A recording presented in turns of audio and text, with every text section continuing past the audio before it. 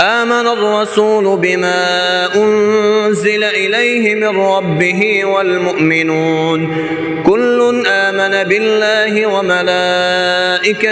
وكتبه ورسله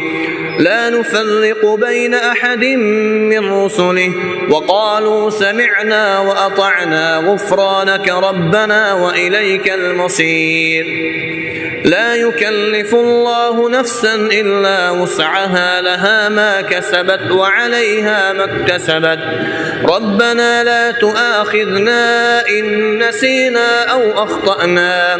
ربنا ولا تحمل علينا إصرا كما حملته على الذين من قبلنا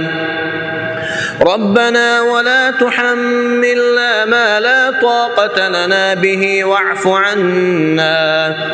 واغفر لنا وارحمنا أنت مولانا فانصرنا على القوم الكافرين